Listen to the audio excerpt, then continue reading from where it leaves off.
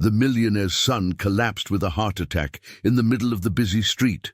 Everyone kept walking without helping, but only the janitor's young black daughter stopped to save him with a technique that no one expected. What happened will leave you shocked. Before we dive into the story, drop a comment below and tell us where you're watching from. Enjoy the story. The August sun beat down mercilessly on Fifth Avenue in downtown Manhattan, where hundreds of people rushed past each other like water flowing around stones in a river. Everyone had somewhere to be, someone to meet, something more important than the stranger walking beside them. Richard Stone barely noticed the crowd as he stood outside Bergdorf Goodman, checking his watch for the third time in 2 minutes. His ex-wife was late again. 32 years old, worth over $40 million, and he still couldn't control the one thing that mattered most: time with his 7-year-old son. "Daddy! Daddy, look!" Ethan's voice cut through his frustration. The boy was pointing at a street performer juggling fire batons across the street, his green eyes wide with wonder. "Not now, buddy. We need to wait for—" Richard's words died in his throat. Ethan's face had gone from excited pink to a chalky, terrible grey. The boy's hand flew to his chest, clutching at his shirt like he was trying to grab something invisible that was crushing him from the inside. "Ethan!" Richard's voice cracked. "Ethan!" The boy's knees buckled. Richard lunged forward, catching his son just before he hit the concrete. Ethan's lips were turning blue, his eyes rolled back, showing only the whites. "Help!" Richard screamed, his voice raw with terror. "Someone help my son, please!" People glanced over. Some slowed their pace. Most kept walking, their eyes sliding away from the scene like oil on water.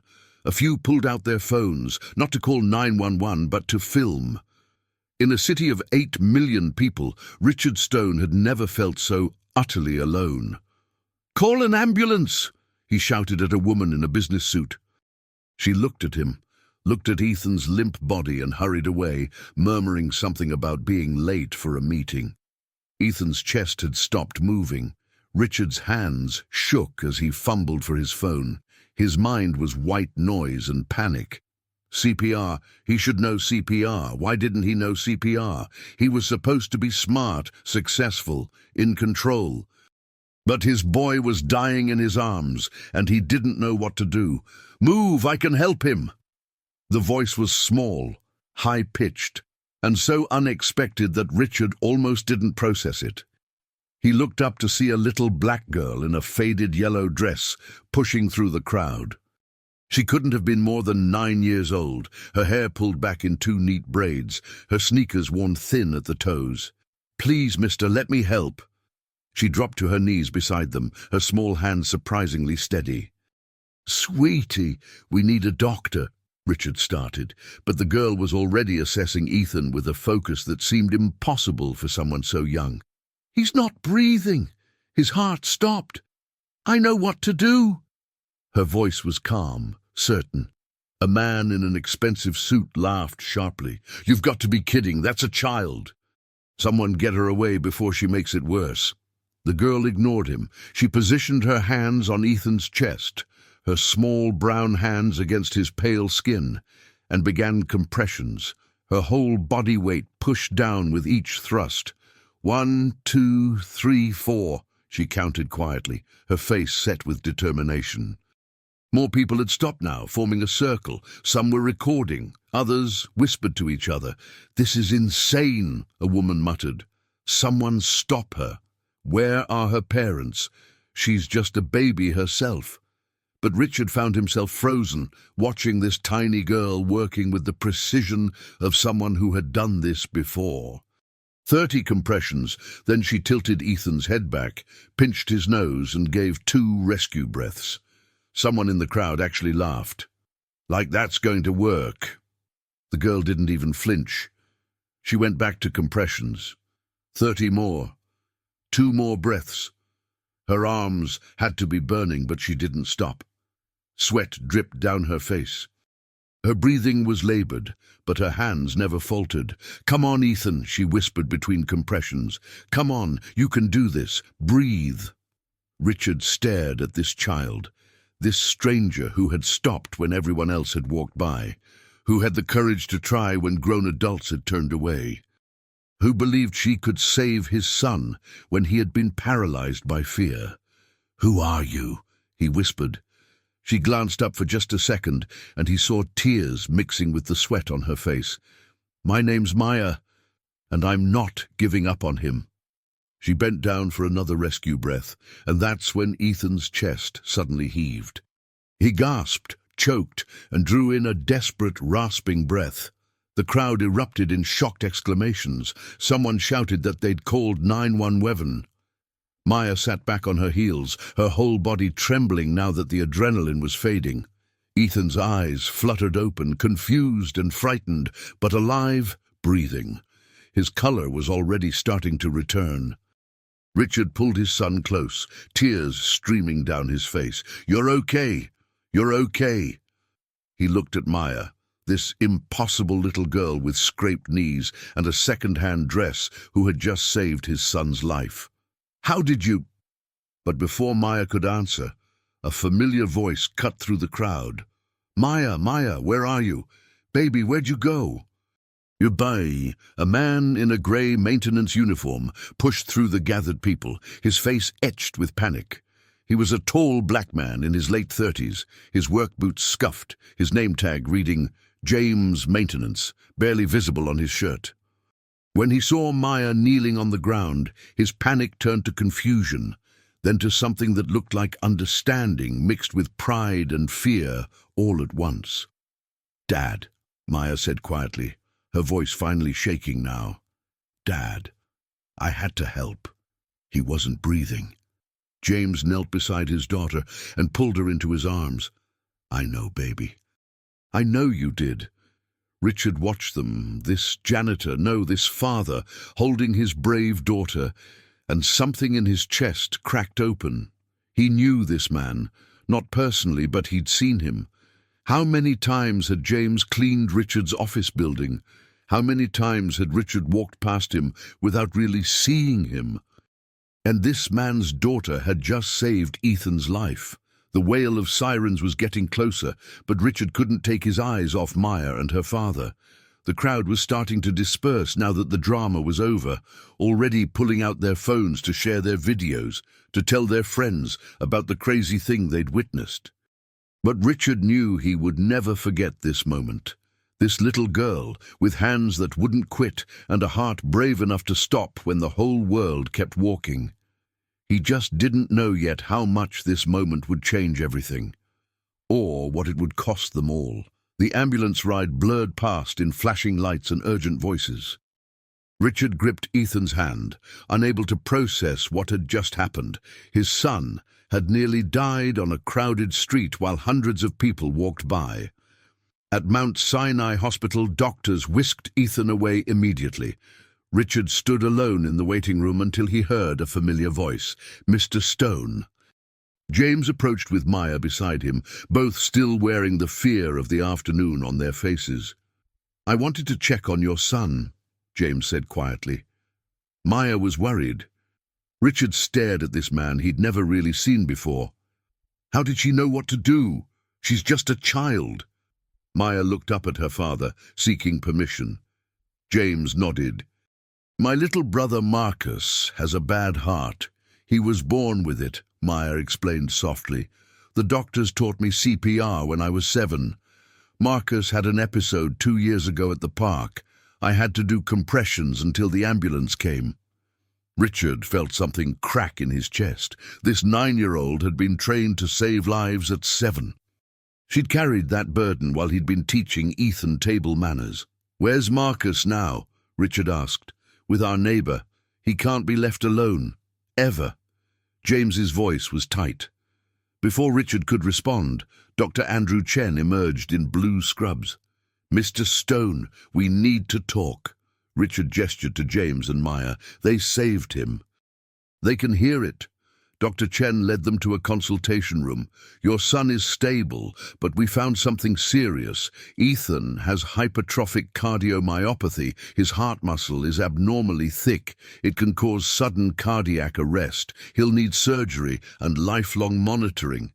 Richard's legs went weak. Whatever he needs, money isn't an issue. Your daughter's CPR saved his life, Dr. Chen said, looking at Maya. Without it, oxygen deprivation would have caused brain damage or death within minutes. She's not my daughter, Richard said quietly. She's his. He looked at James with something like awe. She's a hero. Maya's eyes filled with tears. I just did what you taught me, Dad.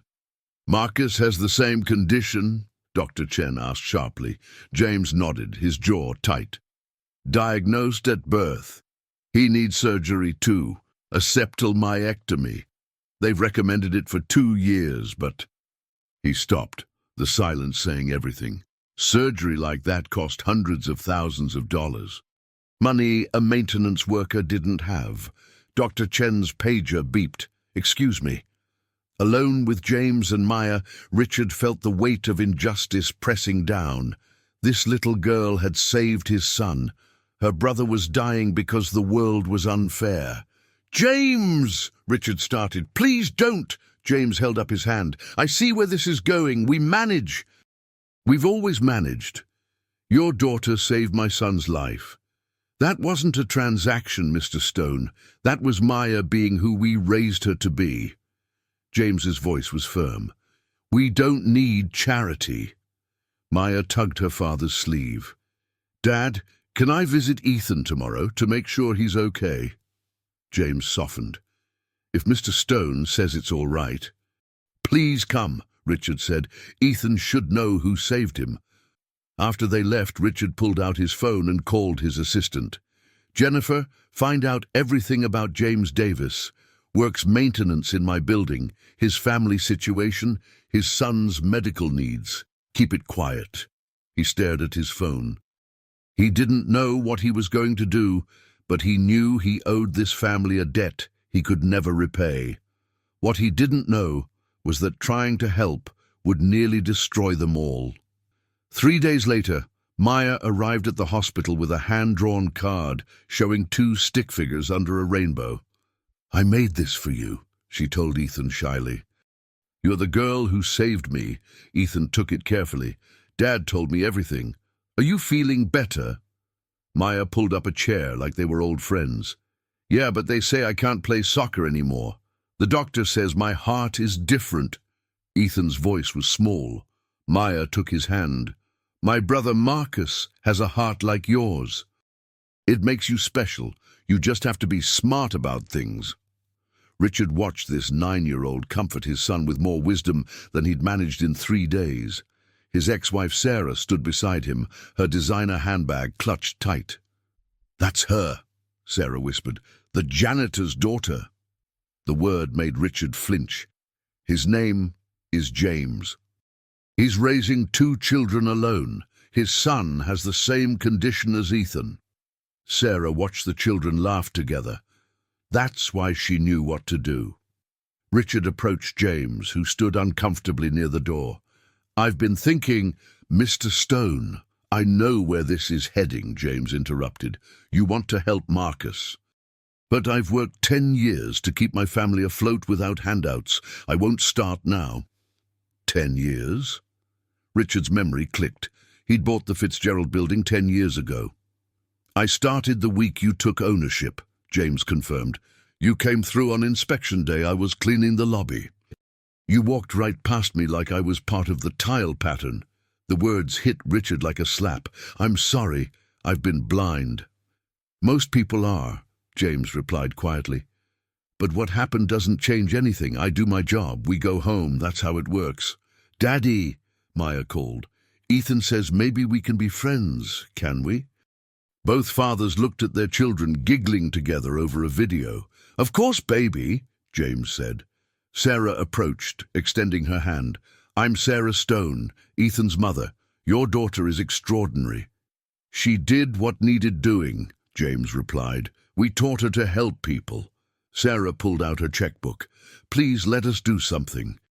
Medical expenses for your son. Anything." James's jaw tightened. "My children don't do good deeds for rewards. My son is my responsibility." The tension was thick. Richard's phone buzzed. A text from Jennifer. "Information on James Davis attached.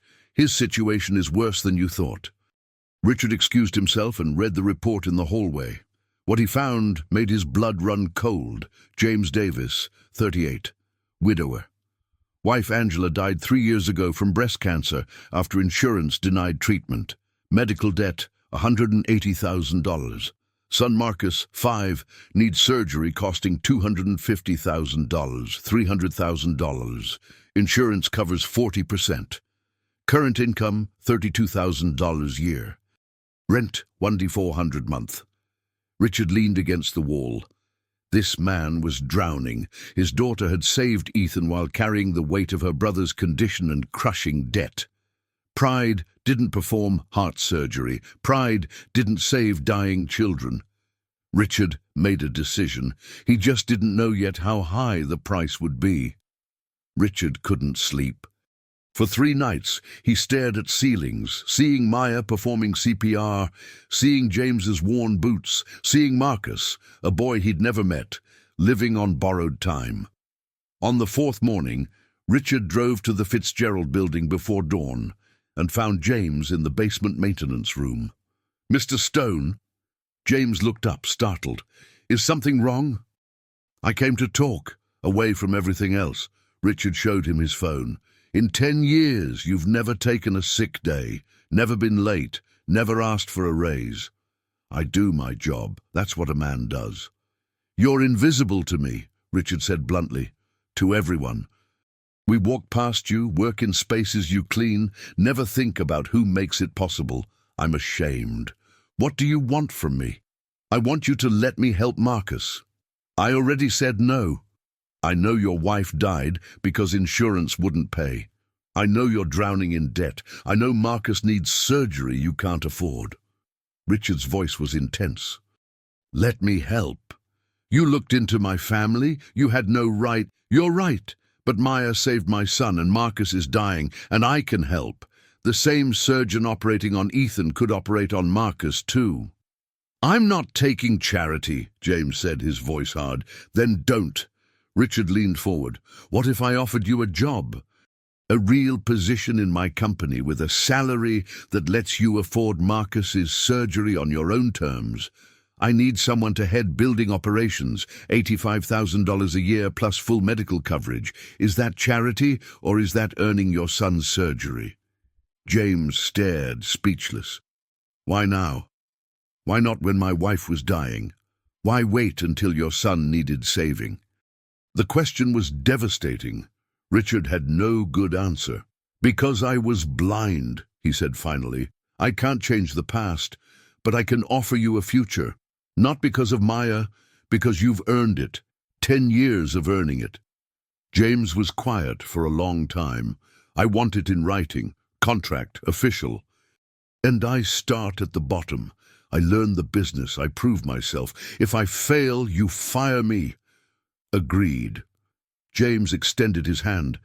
"Then we have a deal." Richard shook it, feeling calluses earned from 10 years of hard work. "We're colleagues now. Call me Richard.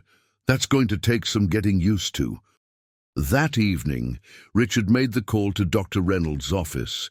With James's new insurance, Marcus would be scheduled for surgery within a month.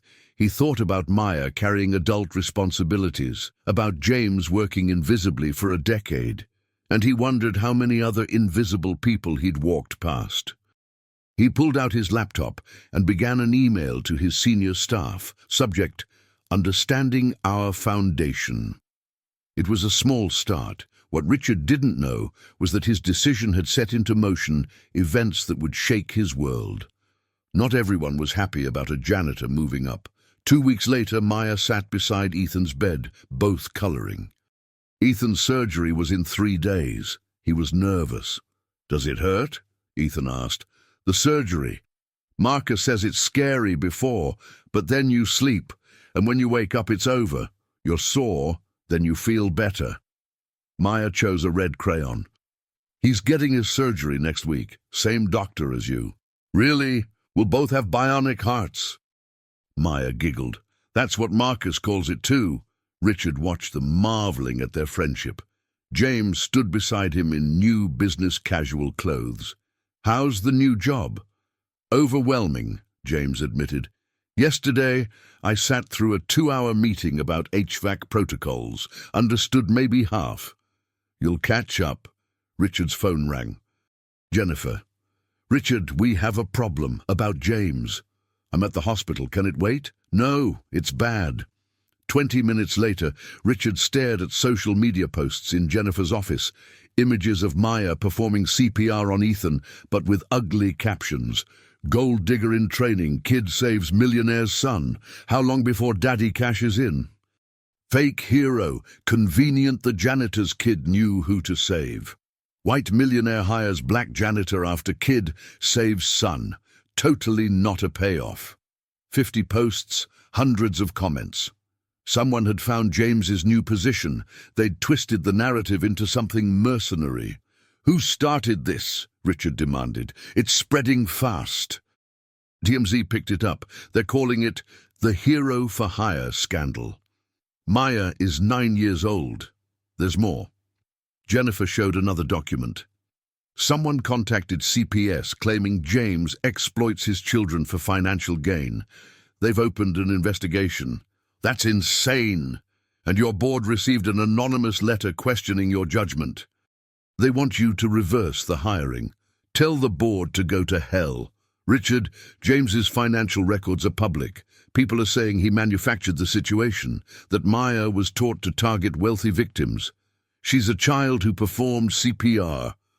When Richard returned to the hospital, James was on his phone, his face pale. Maya was still with Ethan, but James had seen the posts. We need to talk outside. In the hallway, James showed him. The posts, the comments, the CPS investigation notice. They're saying I trained Maya to do this, that I'm using my kids to con you. They're harassing her school principal. James looked broken. None of this is true. But it doesn't matter. The story is more interesting the other way. James's voice was bitter. You're going to fire me. Absolutely not. Your board wants me gone. This investigation could take weeks. Maya is being bullied online. Marcus's surgery is in a week.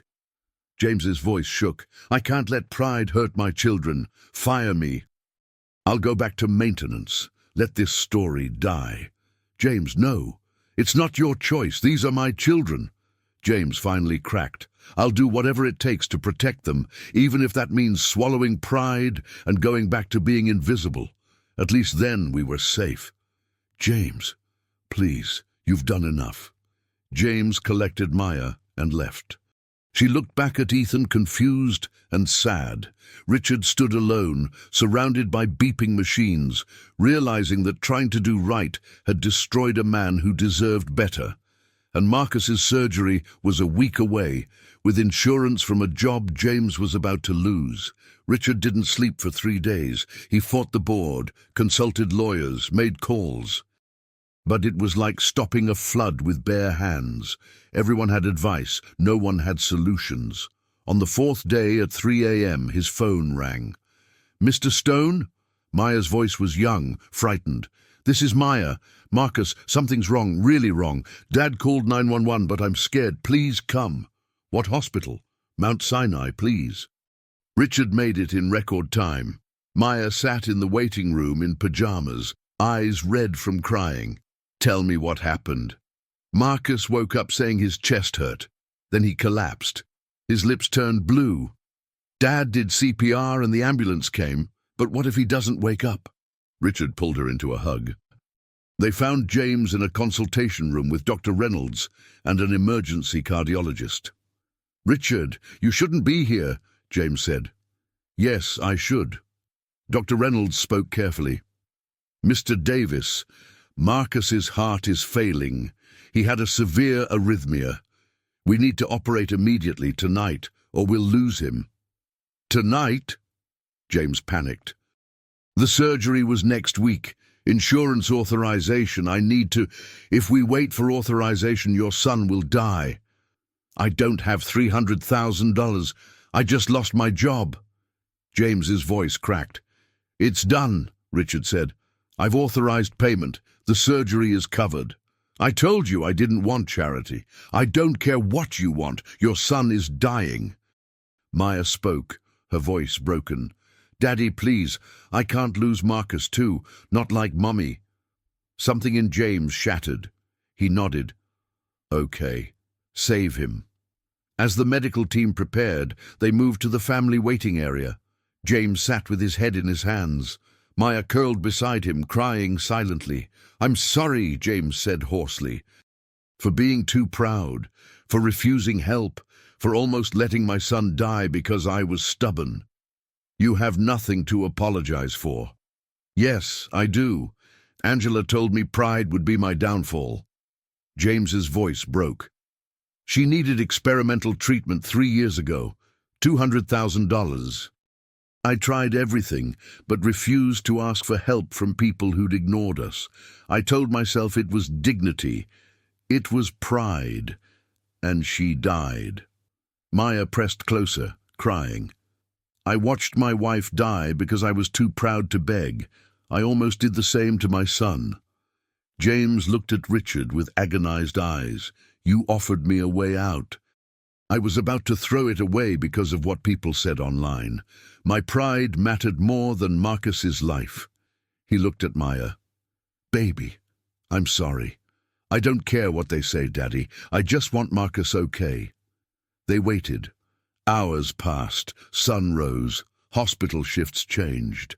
Finally, at 9:47 a.m., Dr. Reynolds emerged, exhausted but smiling. The surgery was successful. Marcus is going to be okay.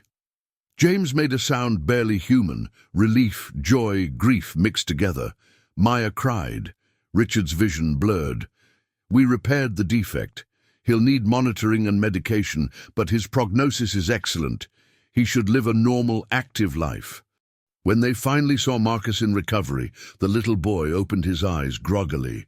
Did I get my bionic heart? James laughed, a real laugh. Yeah, buddy, you're going to be okay. Can I play soccer when I'm better? Probably, yeah. Marcus looked at Richard. Is he Ethan's dad? That's right. Is Ethan getting his bionic heart soon? In 2 days. Cool. Marcus yawned. I'm sleepy. Richard stepped into the hallway and made calls. To his lawyer. Kill the board's request, prepare a PR statement. We're telling the true story. To Jennifer.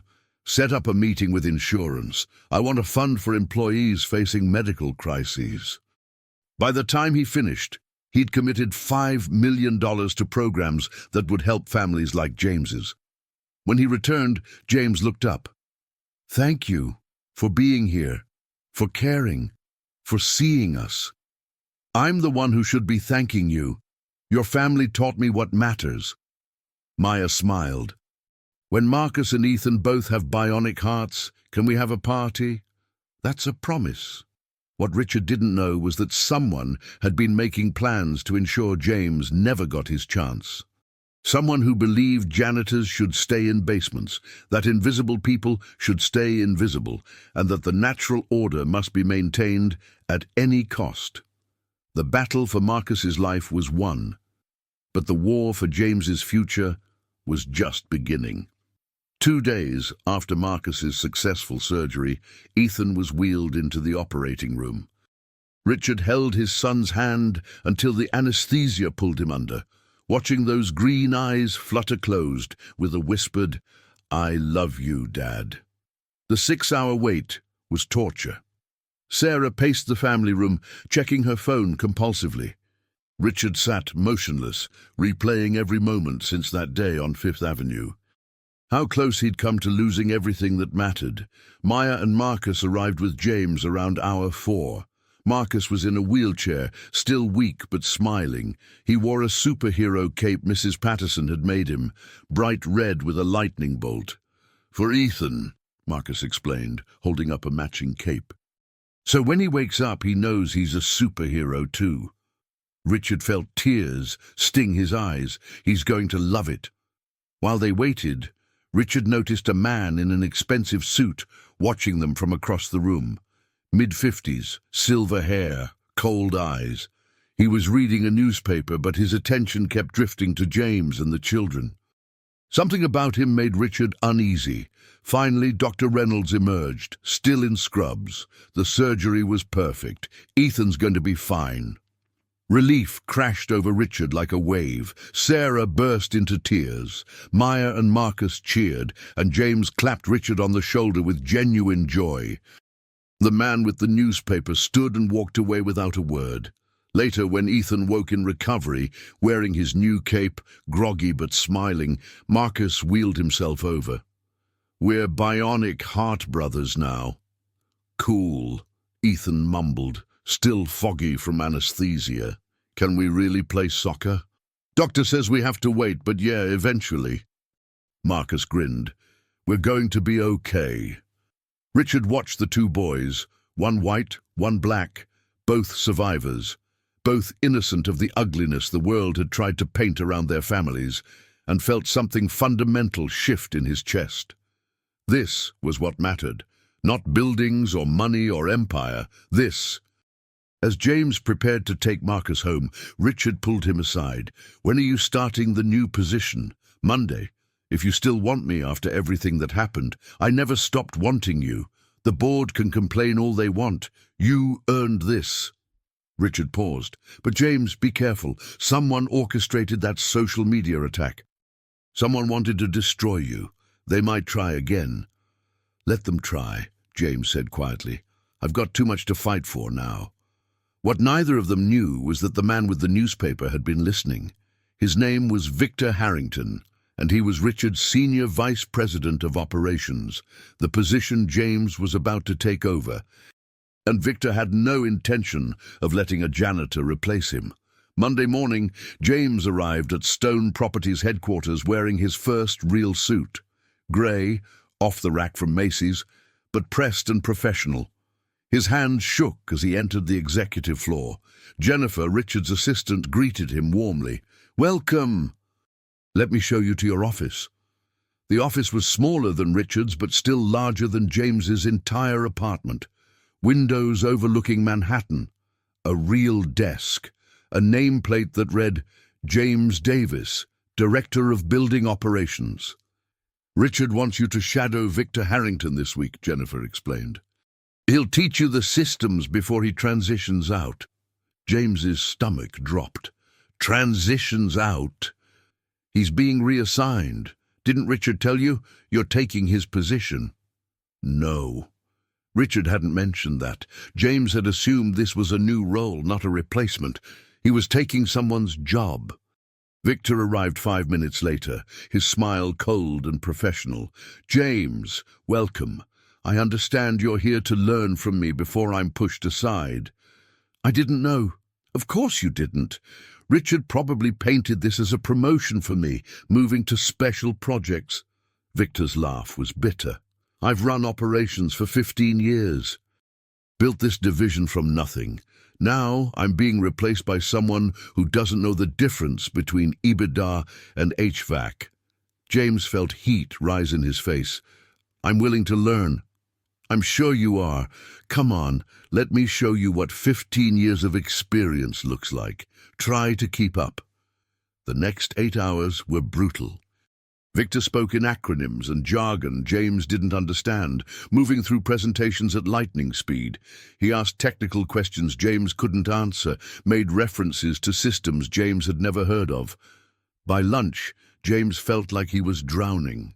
"Perhaps this is too advanced," Victor said with false sympathy. "Maybe you should start in a junior position, work your way up the traditional way?" "I can handle it," James said, though doubt was creeping in. "Can you?" "Because I've built relationships with every contractor, every vendor, every building manager in our portfolio. They trust me. They won't trust someone who was mopping their floors last month." Victor leaned closer. "You're in over your head, James. And when you fail, and you will fail, it won't just be your career. It'll be Richard's reputation, your children's security, everything. James's phone buzzed. A text from Maya. How's the first day? You're doing great. Love you, Dad. He looked at the message, then at Victor's smug face, and felt something harden in his chest. I won't fail, James said quietly. You can try to make me look incompetent, but I've spent 10 years learning these buildings from the ground up. I know things you'll never know because you've never done the actual work. So teach me the business side or get out of my way. Either way, I'm not quitting. Victor's smile never wavered. We'll see. That evening, James returned home exhausted. Maya had dinner waiting, mac and cheese, her specialty. Marcus was drawing pictures of their bionic heart club at the kitchen table. How was it? Maya asked eagerly. James forced a smile. Challenging, but good. He didn't tell her about Victor's hostility. Didn't mention feeling stupid and lost all day. Didn't say that he'd made a mistake, that maybe he'd reached too far, that pride had gotten him into something he couldn't handle. Instead, he looked at his children, healthy, happy, alive, and remembered why he was doing this. Dad? Marcus looked up. Can we visit Ethan this weekend? If his parents say yes. Good, because I want to show him my scar. Mine's bigger than his. Marcus grinned with innocent pride. James laughed despite his exhaustion. It's not a competition, buddy. Yeah, it is. And I'm winning.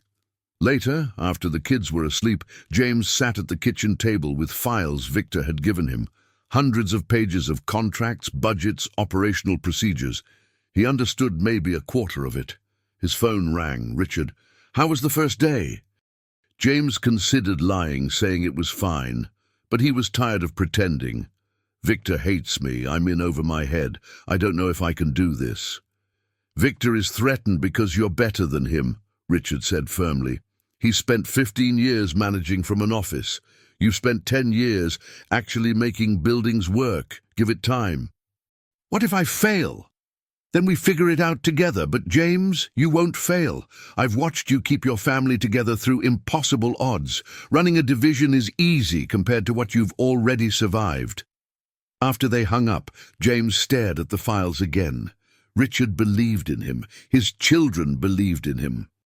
Maybe it was time to believe in himself. What James didn't know was that Victor had spent the evening making calls to contractors, vendors, and building managers, planting seeds of doubt, ensuring that when James took over officially, every problem would explode at once.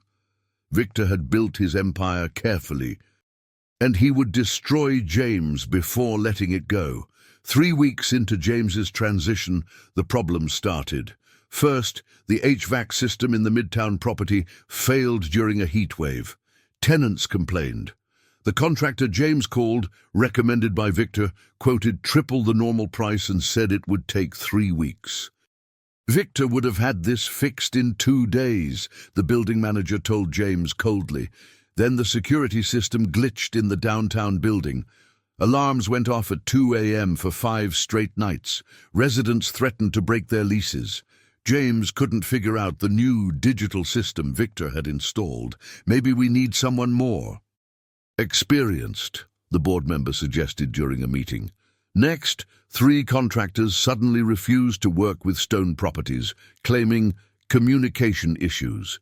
James discovered they'd been told he was temporary, that Victor was coming back, that they shouldn't waste time building relationships with someone who wouldn't last.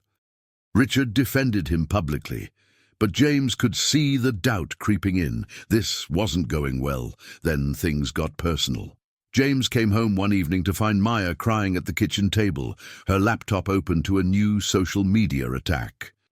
Someone had posted photos of their apartment building with captions about welfare queens and affirmative action failures. They'd found Maya's school photos, posted them with cruel comments. They're saying we're taking advantage of you, Maya sobbed. That we tricked you, that you're stupid for hiring Dad. James held her, rage burning in his chest. None of that is true. But what if Mr. Stone starts believing it? What if he fires you? What if Marcus's medicine stops? Maya's fear was spiraling. What if we end up homeless? That won't happen, I promise. But that night, lying awake, James wondered if he could keep that promise. Everything was falling apart. The job was harder than expected. Victor was sabotaging him at every turn. The public attacks hadn't stopped, and now his daughter was terrified again, just when she'd started feeling safe. Maybe Victor was right. Maybe he was in over his head. The next morning, James arrived at work to find an email from the board requesting a performance review. 3 weeks in, and they were already evaluating whether to keep him. Victor appeared in his doorway, coffee in hand, smile in place. Rough morning? What do you want? To offer advice, friend to friend. Victor sat uninvited. You're drowning, James. Everyone can see it. The contractors don't trust you. The building managers don't respect you. You don't understand the financial systems. You're a liability. I'm learning. Not fast enough. Richard is loyal. I'll give him that. But loyalty only goes so far when money is involved. How much has your incompetence cost the company already? 50,000? 100? Victor leaned forward. Here's what I'm offering. Resign gracefully. I'll recommend you for a senior maintenance position. Double your old salary, good benefits for Marcus's medical needs. You keep your dignity, your family stays secure, and everyone moves on. James stared at him. You've been sabotaging me. I've been exposing your inadequacy. There's a difference. Victor stood. Think about it. The board meeting is Friday. Either you resign or they fire you. At least this way you control the narrative. After Victor left, James sat in his office, this office he'd been so proud of, and felt the walls closing in. He'd fought so hard to get here, but maybe fighting wasn't enough. Maybe sometimes you had to know when to surrender. His phone buzzed. Richard, don't listen to Victor. We're fighting this together. But Richard wasn't the one drowning. Richard wasn't the one watching his children's security crumble again. Richard wasn't the one who'd failed. That evening, James didn't go home right away. He sat in his car in the parking garage, staring at nothing, feeling the weight of every decision that had led him here. His phone rang. Maya, Dad, you're late. Are you okay? Was he okay? No. He was broken, tired, ready to give up. I'm fine, baby. Just finishing some work. Be home soon. Okay. Marcus wants pizza tonight, can we? Pizza. Something normal, something simple. Yeah, pizza sounds good. He drove home, walked into his small apartment, and saw Marcus teaching Maya some new card game. Both children looked up when he entered, their faces lighting up with joy. Dad, you're home! And James realized he couldn't quit. Not because of pride or stubbornness, but because these children had already lost too much. He'd promised them safety, security, a future. He'd promised Angela in her final days that he'd take care of their babies. If he gave up now, what did that teach them? That you only fight when it's easy? That you surrender when things get hard? No. He'd find a way. He'd learn the systems, earn the respect, prove he belonged. Not for Victor or the board or even Richard. For Maya and Marcus. Because they deserved a father who didn't quit. But even as James made that decision, Victor was making another call, this time to someone with more power, more connections, and more willingness to destroy anyone who threatened the established order. The real attack was just beginning. Friday morning, James arrived early for the board meeting. Richard met him in the hallway, his face grim. I need to tell you something before we go in, something I just found out last night. How bad is it? Worse than we thought. Richard pulled out his phone, showing James an email. My IT security team traced the social media attacks. They didn't come from random trolls. They came from a coordinated campaign using VPN servers and bot networks. Professional level. James felt cold. Who paid for it? That's what we couldn't figure out until last night, when my head of security found something. Richard swiped to another screen. The payment was buried through shell companies, but eventually it traced back to an account belonging to someone on my board of directors. Who? Douglas Whitmore. He's been on the board for 12 years. Old money family, connections everywhere. Richard's jaw was tight. He also happens to be Victor's uncle. James's world tilted. Victor's uncle is on your board? I didn't connect it before. Different last names, and Douglas never mentioned the relationship. But they've been working together from the beginning. Douglas wanted Victor to become COO eventually. When I hired you instead, they decided to destroy you. The CPS investigation, the media attacks, all of it, all of it. Douglas has connections in social services, media outlets everywhere. He orchestrated everything to make you look incompetent and corrupt, to force me to fire you so Victor could keep his position. James leaned against the wall, trying to process it. Why tell me now, before the meeting? Because Douglas is in that boardroom right now preparing to demand your termination. He has votes lined up. And I'm about to walk in there and expose everything. But James, this is going to get ugly. They'll fight back. They'll come after both of us. What do you need from me? The truth. I need you to tell the board exactly what happened. From Maya saving Ethan to Victor's sabotage, every detail. Can you do that? James thought about Maya's tears over the social media attacks, about Marcus asking if they'd lose their home, about every contractor who'd been told not to work with him, every building manager who'd been poisoned against him. Yeah, I can do that. And the boardroom was intimidating. Mahogany table, leather chairs, wall of windows overlooking Manhattan. 8 board members sat around the table. Douglas Whitmore was at the far end, silver-haired and distinguished, looking like money and power. Victor sat in the corner, observer status, his face carefully neutral. Douglas spoke first. Richard, we appreciate your loyalty to Mr. Davis, but 3 weeks of failed projects, contractor complaints, and public relations disasters is enough. We're here to discuss his immediate termination. We're here to discuss your attempted coup, Richard countered calmly. The room went silent. Excuse me? Douglas's face darkened.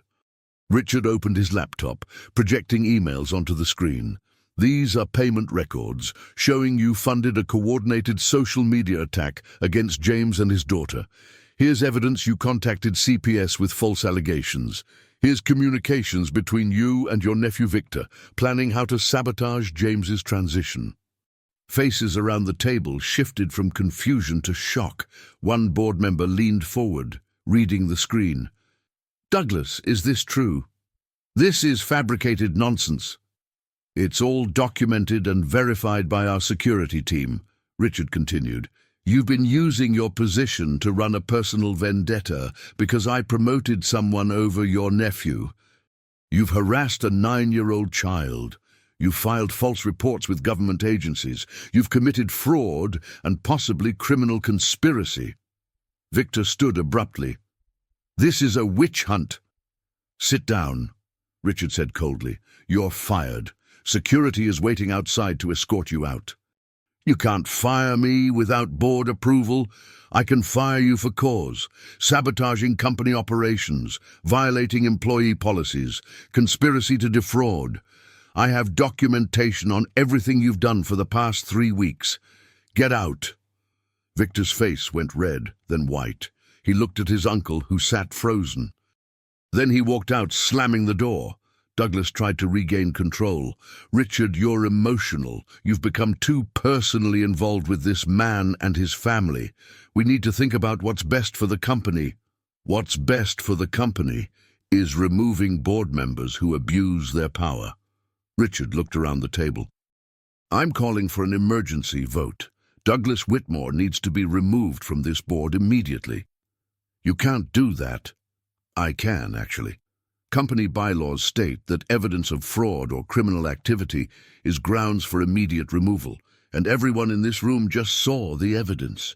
The vote was swift. Douglas was removed 7-1, with only his closest ally dissenting. Security escorted him out of the building within the hour. After the meeting, James sat in Richard's office, still processing what had happened. "It's over," Richard said. "Victor's gone. Douglas is gone. The attacks will stop." "Just like that?" "Just like that." Richard paused. "I'm sorry, James.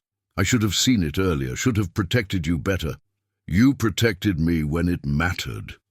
James looked at his hands.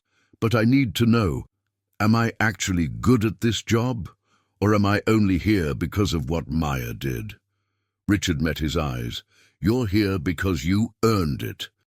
The contractors who refuse to work with you, they're calling back now that Victor's gone, saying they were pressured. The HVAC crisis? The company Victor recommended was charging triple. You found another contractor who fixed it for normal price. The security system? Victor programmed glitches before he handed it over.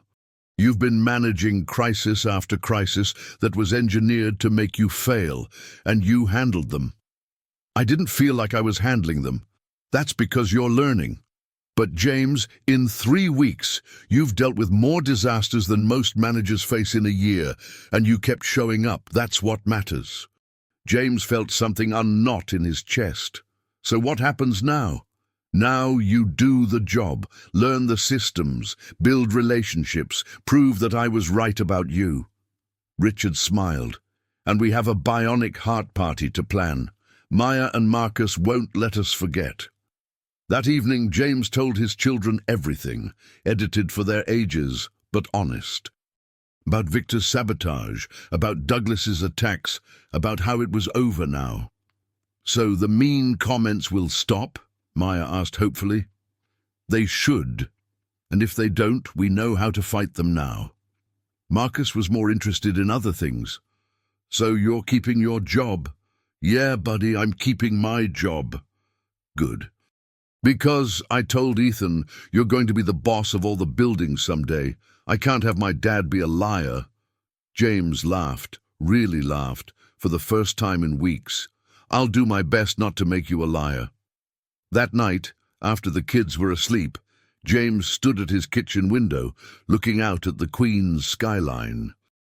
He thought about Angela, about how she'd told him his pride would be his downfall, how she'd been right and wrong. Pride had almost destroyed him, but it had also saved him. Because pride meant refusing to accept that he didn't belong, that he wasn't good enough, that people like him should stay invisible. The trick was knowing when pride meant standing your ground, and when it meant accepting help, when it meant fighting, and when it meant being smart enough to let others fight beside you. He'd figured that out. Finally. But what James didn't know, what no one knew, was that Douglas Whitmore wasn't done. Men like him didn't accept defeat gracefully. They got revenge, and his revenge would make everything that came before look like a warm-up. 3 days after Douglas's removal, Richard received an anonymous package at his office. Inside was a folder with documents that made his blood run cold. Medical records, Angela Davis's full cancer treatment history, including notes from her oncologist recommending experimental treatment that insurance denied. And at the bottom, a handwritten note. What would James do to save his wife? Anything. Even stage his daughter's heroic rescue 3 years later. Richard immediately called his lawyer. Someone is suggesting James planned Ethan's collapse. That Maya's rescue was staged. That's insane. Ethan had a legitimate heart condition. I know that. But if they spread this theory, if they get media traction, it destroys everything. CPS could reopen investigations. The board could demand James's removal. Public opinion would crucify him. Richard made another call to his head of security. "Find out who sent this, now." Then he called James. "We need to meet privately. Don't bring the kids." They met in Richard's penthouse that evening. Richard showed him the documents, the accusation. watched James's face go from confusion to horror to something darker. "They're saying I killed my son to get your money?" James's voice was barely controlled. "That I caused a 7-year-old's heart attack. They're saying you had Maya trained to rescue Ethan, knowing he had a condition, that it was all planned from the beginning to get sympathy and money. That's impossible. The CPR was real. Ethan almost died." "I know. But Richard, this theory doesn't need to be true. It just needs to be convincing enough to create doubt." Richard paced his living room. "Douglas sent this. It has his fingerprints all over it. He's going to leak it to media outlets, start the rumor mill, and watch everything burn." James sank onto the couch, his head in his hands. "After everything, after beating the investigation, after stopping the social media attacks, he's going to try again. He's desperate, and desperate men are dangerous. What do? We get ahead of it. We release the full story ourselves, the medical records proving Ethan's condition was genetic and undetectable. The timeline showing Maya couldn't have known Ethan would collapse. The witness statements from people on the street. Everything. And what if people still don't believe it? What if they want to believe the conspiracy more than the truth? Richard had no answer, because James was right. Sometimes people preferred interesting lies to boring truth. James's phone buzzed. Maya calling. He answered, putting it on speaker. "Dad, there are people outside our building. They have cameras. Mrs. Patterson won't let us go outside. What's happening?" James's face went pale. "I'm coming home right now. Lock the door. Don't talk to anyone." He stood to leave, but Richard grabbed his arm. "Wait. If you go home, they'll follow you. They'll camp outside your door. Is there somewhere else you can take the kids? Somewhere safe?" James thought. "My sister in Jersey. But I don't want to run." "It's not running. It's protecting your children while we handle this. James, Maya, and Marcus don't need to see this circus." 10 minutes later, Richard's driver took James to his apartment. They used a service entrance to avoid cameras. James packed bags for the kids, told them they were having an adventure at Aunt Lisa's house, and got them out before the media presence doubled. From his car, James watched reporters crowding his building entrance and felt rage unlike anything he'd ever experienced. They were hunting his children, making them afraid. Again. He called Richard. "Do whatever it takes to stop this. I don't care about the job anymore. I don't care about money or reputation. Just protect my kids." "I will. I promise." That night, Richard assembled a team. His lawyer, his PR director, his head of security, and a private investigator. "We have 48 hours before this story breaks publicly. Find me everything. Proof Douglas sent it, connections to media outlets, anything." They worked through the night. By morning, they had it. Bank records showing Douglas had paid a tabloid journalist $50,000 for an exclusive story. Email communications between Douglas and a conspiracy theorist blogger known for medical fraud theories. Phone records proving he'd been coordinating this attack for days.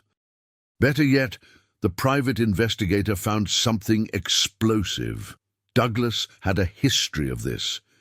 He'd orchestrated smear campaigns against 3 other people who'd threatened his family's interests over the past decade. One had led to a suicide attempt, another to a destroyed marriage, the third to a man losing his business. Douglas Whitmore wasn't just vindictive, he was a serial destroyer of lives. Richard called an emergency press conference. He stood in front of cameras, calm and controlled, and told the truth. All of it. Ethan's medical records showing his genetic condition. Timeline proving Maya's rescue was spontaneous. Witness statements describing her heroism. The complete story of James's hiring. Not charity, but earned promotion. Then he revealed Douglas's campaign. The paid social media attacks. The false CPS reports. The orchestrated sabotage. And finally, the pattern of destruction, showing Douglas's history of ruining people who crossed his family. This man used his wealth and power to terrorize a 9-year-old child and her family, Richard said into the cameras, because a janitor dared to accept a better job, because I chose to promote based on merit rather than nepotism, because Maya Davis had the courage to save a life when everyone else walked away.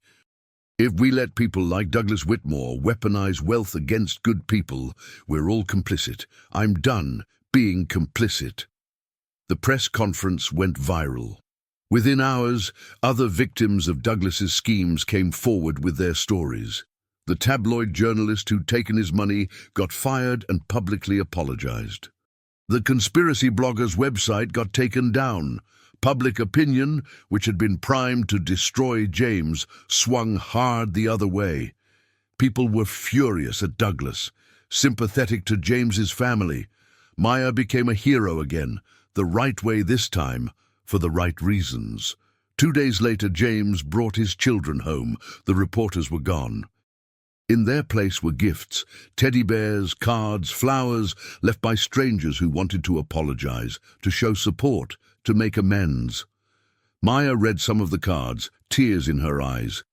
They believe us now. Yeah, baby, they do. That weekend, Richard kept his promise. They had the bionic heart party, Ethan and Marcus, both wearing their superhero capes, both healthy and laughing. Maya and James, Sarah and Richard, all together in Richard's penthouse. The boys played video games. The adults talked and laughed and watched their children with the deep gratitude of parents who'd almost lost everything. At one point, Ethan and Marcus stood together on Richard's balcony, looking out at the city lights. "We're heroes," Marcus said matter-of-factly. "Yeah, we survived. More than that, we proved we're strong, stronger than people thought." Ethan looked at his new friend. "Maya's the real hero." "Obviously, she's my sister. She's the best." Inside, Richard pulled James aside. "The board met yesterday. They want to make your position permanent. Full benefits, contract extension, everything. Are you ready?" James looked at his children, Maya helping Marcus reach the snacks, both of them smiling, safe, alive. He thought about Angela, about promises kept and battles won, about how invisible he'd been for so long, and how visible he was now. "Yeah," he said, "I'm ready." What neither of them knew was that while they celebrated, Douglas Whitmore sat in his mansion, making one final call. He'd lost this battle. But there was one move left, one devastating move that would make them all pay. And he was willing to sacrifice everything to make it happen. The call came at 6 a.m. Douglas Whitmore's voice was cold and triumphant. "Good morning, Richard. I've filed a lawsuit against you, your company, James Davis, and his daughter Maya. $50 million for civil conspiracy and fraud. Discovery will be invasive. Maya will be deposed, questioned by lawyers, forced to relive that day over and over. This will drag on for years. The media will cover every hearing, and there's nothing you can do, because everything I'm doing is completely legal." The line went dead. Richard called James immediately. "We have a problem." An hour later, their lawyer confirmed it. The lawsuit was designed to cause maximum damage, regardless of merit. Even winning would take years and traumatize the children. "What do I do?" James asked, his voice breaking. "How do I protect my kids from this?" Before Richard could answer, his assistant burst in. "Turn on the news now." The screen showed Maya's school, but it wasn't reporters. It was hundreds of people holding signs. "We stand with Maya. Heroes don't deserve lawsuits. Maya saved a life. We'll save hers." A mother spoke to the camera. "Maya Davis taught my daughter that helping people matters. I'm not walking away from her." The news cut to Ethan's school. Another crowd. Sarah Stone stood at the front. "Maya saved my son's life. If Douglas Whitmore wants to attack her, he'll have to go through every parent whose child is alive because of her example." Then the Fitzgerald building, contractors and staff holding a banner. "We stand with James Davis." James stared at the screen, tears streaming. They came. They all came. Within hours, Richard's office filled with people offering support. Lawyers volunteering services, business leaders pledging backing. The hashtag, #StandWithMaya, was trending nationally. Schools started offering free CPR training for children. Parents were teaching their kids that helping others wasn't just nice, it was necessary. Maya's heroism had sparked a movement. 3 days later, Douglas quietly dropped the lawsuit. He'd lost in the court of public opinion, and this time, opinion was backed by action. The following Saturday, Richard hosted the real bionic heart party. Not just Ethan and Marcus, but dozens of children who'd learned CPR because of Maya's story. Maya stood overwhelmed, watching children comparing CPR certification cards. "This is because of you," Ethan told her. "You made being a hero cool." Marcus added, "Obviously, she's my sister." As the party continued, James and Richard stood on the balcony watching the sunset. "I never thanked you properly," James said, "for seeing us, for believing in us." "I'm the one who should be thanking you," Richard replied. "Maya didn't just save Ethan's life, she saved mine too. She reminded me what actually matters, that we're all connected. That invisible people are only invisible because we choose not to see them. That one moment of courage can change everything." They watched Maya teaching children proper CPR hand placement, patient and encouraging. 3 months ago, hundreds of people walked past my dying son, Richard said. Now they're learning CPR, teaching their kids. Stopping to help strangers because one little girl showed them it was possible. Later, Maya curled up between her father and Richard, exhausted but happy. "Mr. Stone, are we friends now? Really friends?" Richard looked at this brave child who'd changed his life. "Yeah, Maya, forever friends. Good, because I like you. And you make my dad smile, which he didn't do much for a long time." James pulled her closer. "I smile now, baby. I smile a lot now." 6 months later, Richard's foundation launched the Maya Davis Hero Initiative, free CPR training for children in underserved communities, medical support for families facing cardiac issues, and scholarships for kids who demonstrated courage and kindness.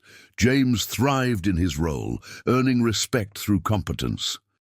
He never forgot what it felt like to be invisible, and he made sure no one on his staff ever felt that way. Marcus grew strong and healthy, his bionic heart letting him chase dreams he'd thought impossible. Ethan became Maya's best friend, bonded by matching scars and matching courage. And Maya just kept being Maya, brave, kind, absolutely certain that helping people was what made life worth living. Years later, when reporters asked Richard Stone what his greatest achievement was, he didn't mention buildings or billions. He talked about a 9-year-old girl in a yellow dress who stopped when everyone else kept walking, who proved that one person can change the world, one heart at a time. The end.